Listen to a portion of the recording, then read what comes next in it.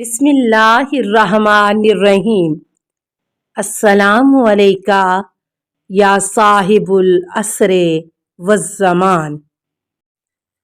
पांचवा दर्स, हिस्सा सोम, मोहब्बत के अफजाइश के तरीके।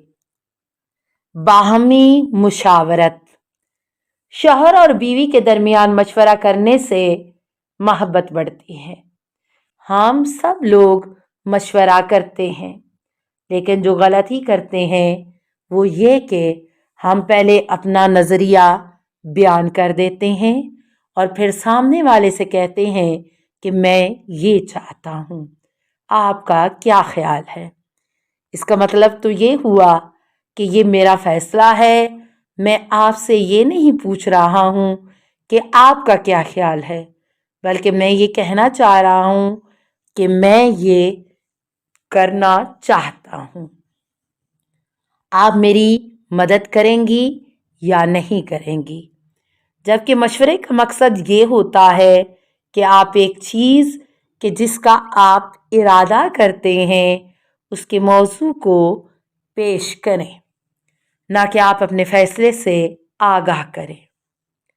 शौहर और बीवी के ताल्लुकात में एक मसला ये होता है कि शौहर बैठकर अपने हिसाब से सोच रहा होता है कि मैं ऐसा करूँगा, वैसा करूँगा और 5 साल बाद हम लोग यहाँ पहुँच जाएंगे।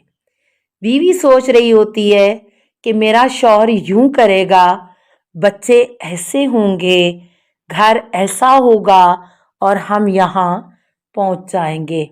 लेकिन जब दोनों अमली ज़िंदगी में आते हैं तो ऐसा नहीं होता। तो फिर क्या होता है, फिर मुश्किल शुरू हो जाती है कि मैंने जो अपनी दुनिया बसाई थी, चाहे शादी से पहले या शादी के बाद, उसमें मैं खुद तो उड़ रहा होता हूँ, लेकिन उसमें मेरे साथ मेरी फैमिली नहीं होती। जब आपने शादी कर ली है तो आपके अहदाफ बाहम होने चाहिए। शौहर और बीवी दोनों मिलकर अहदाफ बनाएं कि हम लोग क्या करेंगे। हम वाली फिक्र होनी चाहिए, मैं वाली नहीं। शख्सी अहदाफ के अंदर ऐसा हो सकता है कि आप अरबी ज़ुबान सीखना चाहते हो, आपकी बीवी फ़ारसी सीखना चाहती हो, इसमें कोई हरज नहीं है। लेकिन जब हम घर की बात करते हैं तो हमारे कुछ बाहमी अहदाफ होने चाहिए जो हम दोनों मिलकर बनाएं और मिलकर अमल करें। जिन कामों में मशवरा करना लाजम है वहाँ दोनों एक दूसरे से मशवरा करें। अल्लाह बच्चे के बारे में शौहर और बीवी को मशवरा करने का हुक्म दे रहा है।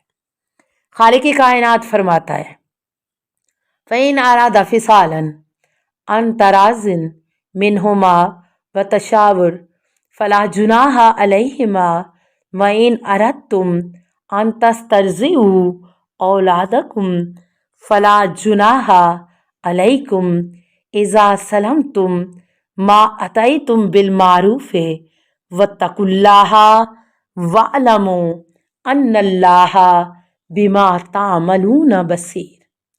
फिर अगर तरफ़ैन बाहमी रज़ामंदी और मशवरे से बच्चे का दूध छुड़ाना चाहते हैं तो इसमें उन पर कोई मुज़ायका नहीं है। नीज़ अगर तुम अपनी औलाद को किसी से दूध पिलवाना चाहो तो तुम पर कोई मुज़ायका नहीं है, बशर्ते कि तुम औरतों को मामूल के मुताबिक तयशुदा मुआवजा अदा करो और अल्लाह का खौफ करो और जान लो कि तुम्हारे अहमाल पर अल्लाह की खूब नज़र है। मशवरा करने से एतमाद में इजाफा होगा और रिश्ता ज़्यादा मजबूत से मजबूत तर होता चला जाएगा।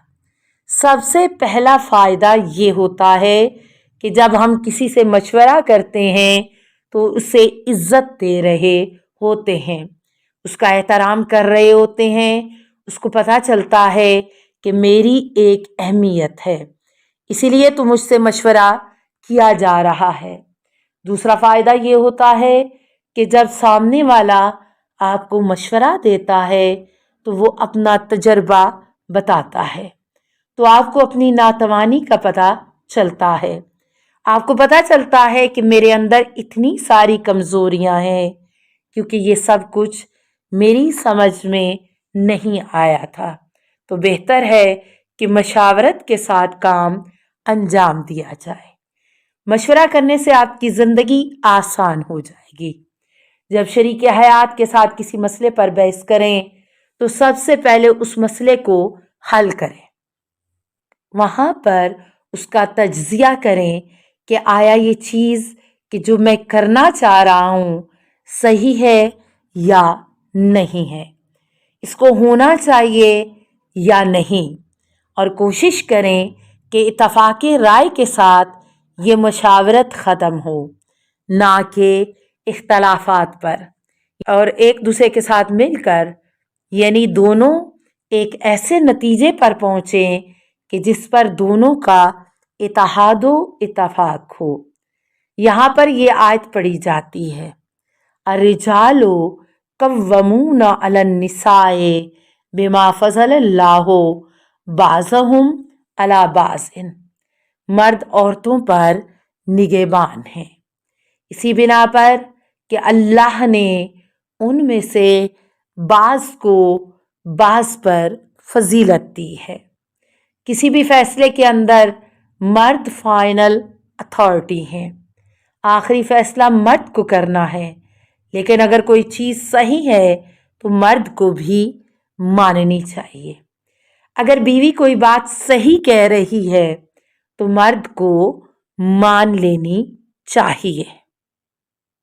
السلام علیکہ یا سیدتا نساء العالمین، السلام علیکہ یا بنت رسول رب العالمین، السلام علیکہ یا زوجتا علی امیر المومنین، السلام علیکہ یا ام الائمۃ المعصومین، یا فاطمۃ الزہراء، السلام علیکہ ورحمۃ اللہ وبرکاتہ۔